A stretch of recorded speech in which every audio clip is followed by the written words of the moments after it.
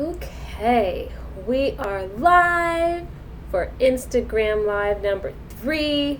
This is really exciting. Okay, I think it's working. Again, Facebook and Instagram at the same time.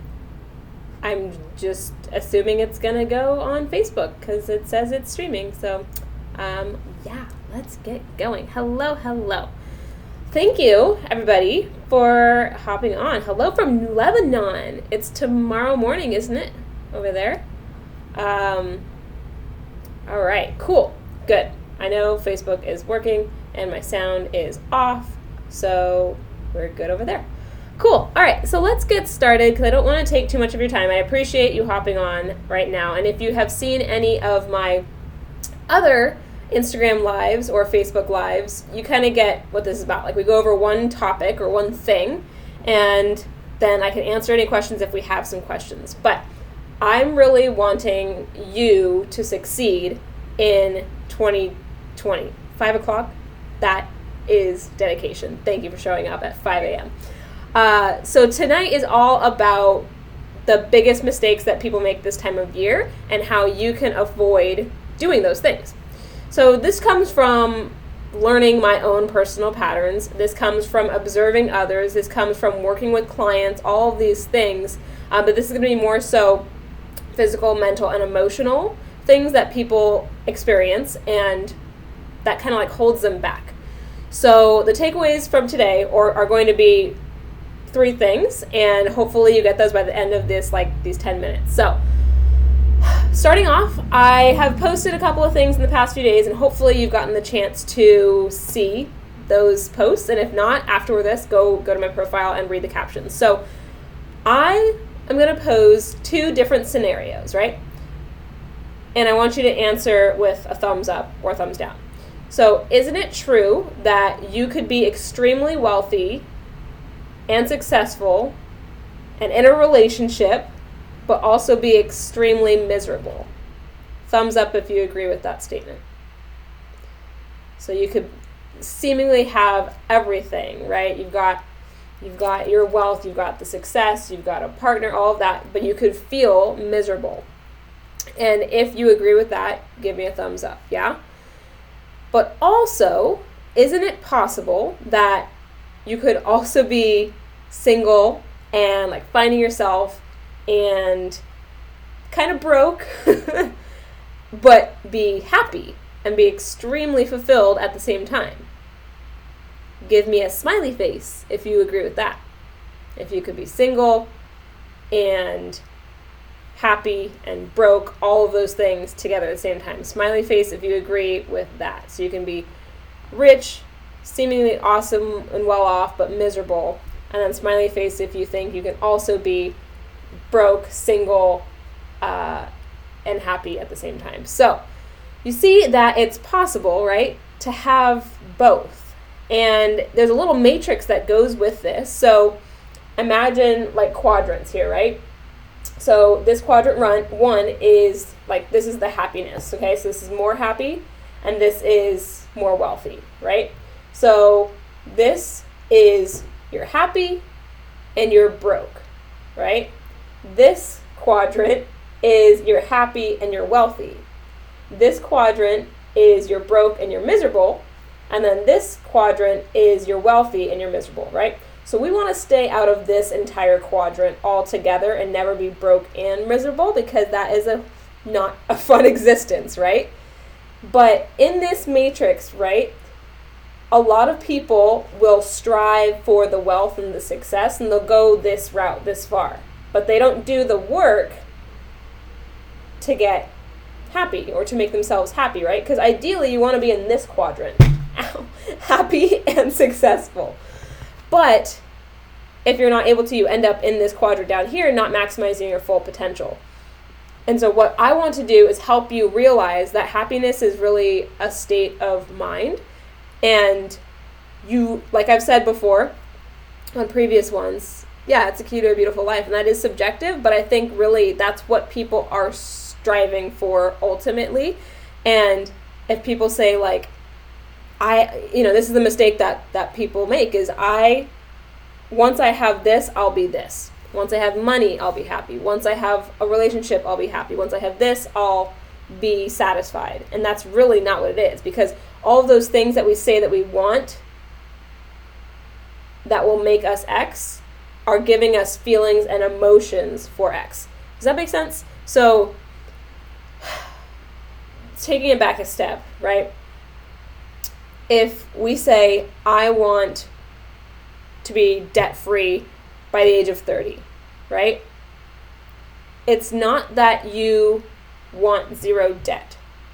You want the feelings and emotions associated with zero debt.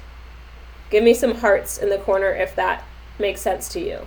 You're not wanting the zero debt.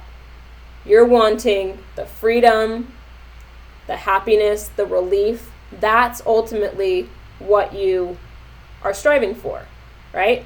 So if that makes sense, give me those hearts. So when you say that you want anything, and this is exactly the time that people do these, New Year's resolutions, and we posted about this before. It's like, okay, if people say they want to change their exterior, they want to lose weight, they want to, get better skin in 2020, they want to be XYZ, it's not that they want those things. They want the feelings and emotions associated with those things. Okay, so let's say you lose 20 pounds in 2020. What emotion and what feelings does that give you? Does that make sense, right? So if you can love yourself, and that's what that kind of post was about, if you can be happy, if you can be fulfilled with where you're at and still reach for certain feelings versus just external accomplishments, that's what's really going to make a difference and help you feel a sense of inner peace and not feel like most of us have in the society as like high achievers that like, okay, I've accomplished this, now what? Or, oh, okay, you've accomplished something in the past that you never thought you could do. And now you take that for granted. So give me a comment somewhere, either Facebook or Instagram. Tell me something that you, in the past, like your past self, always wanted to accomplish, and you eventually did accomplish it. So tell me what that is. And it could be something like getting accepted to a certain university. That could be asking for a raise and getting a raise. That could be doing a certain skill that you never thought you could do, and then you got it. Something that seemed impossible that you eventually were able to do. So write in the comments or DM me, either or. I'm curious. Something that you thought was impossible that you ultimately ended up being able to do. And when you realize that, you kind of take it for granted, because then you set a new goal and you keep going and you never really feel fulfilled. You're like, oh, okay, I did that. There you go. Started your company, which was getting a certain skill. All right. So boom, you started a company. You never thought like that was so impossible. Like, where do I start? Where do I begin? How do I even go about that? And then you created it, and now you're like, okay, what's next?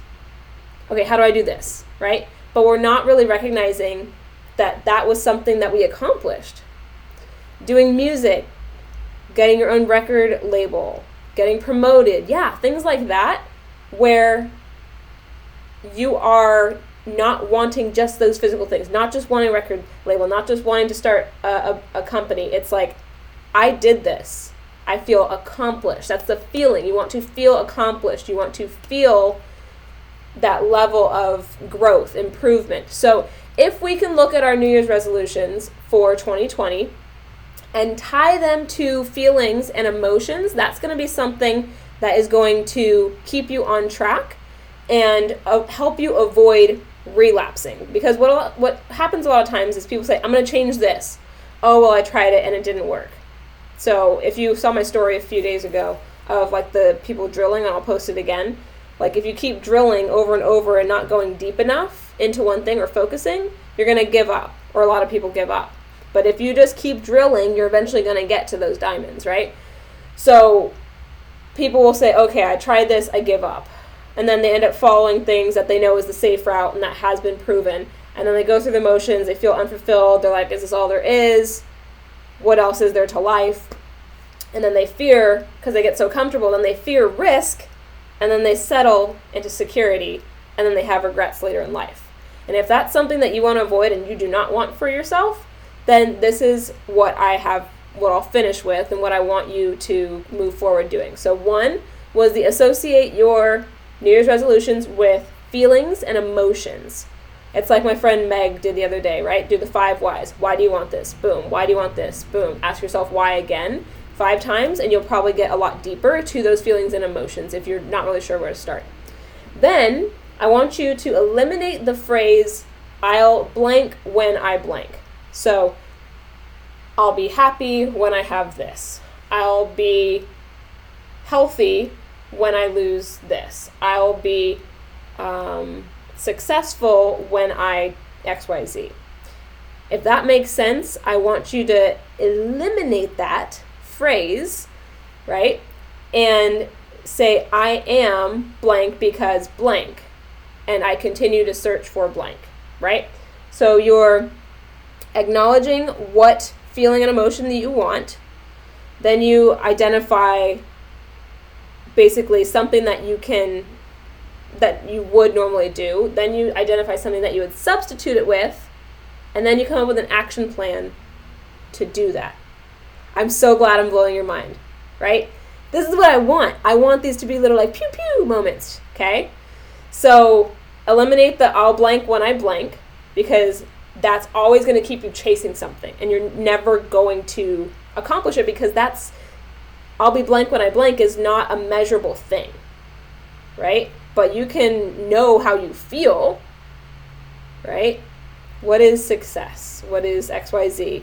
If you set something measurable, you're going to be able to be more fulfilled sooner. And then the last thing is that your chances of success without relapsing, like I was talking before, like trying things and then giving up and saying, oh, what's the point? I've already messed up, or I've failed, I've already tried, and then kind of setting yourself back to where you started, is following a step-by-step gradual process and following those steps to progress further and further, instead of like a complete overhaul of, okay, this year I'm cutting out this, I'm not doing this, boom, and then you get totally overwhelmed, or you go all in and you do everything and you're completely exhausted, and then you burn out and then you set yourself back.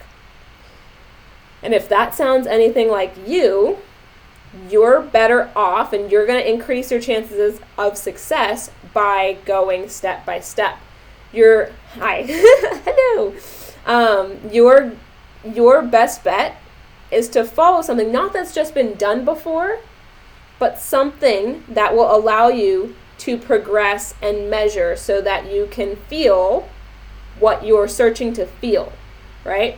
If you join some kind of, like, let's say my retreat or a workshop or our course that's coming out, and you're like, okay, by the end of this course, I want to make $10,000, something like that.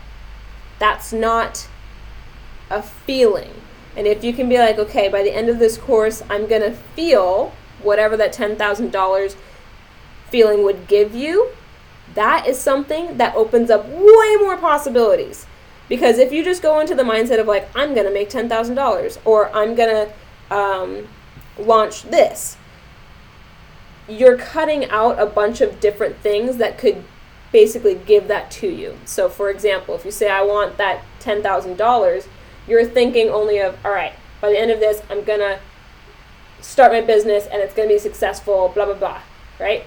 But then you're also cutting out, well, I could still make $10,000 by doing this if I follow something that makes me feel passionate, that fires me up, and I do this. And then you realize, by doing those things that give me those feelings and emotions, that's going to exponentially increase your earning potential, because you're doing something that you love and other people can feel that.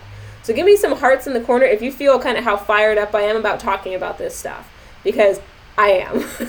And this is the kind of thing, like, I genuinely want every single one of you who has watched this video, this live, to be a part of this new course that I'm creating, because I want your success story.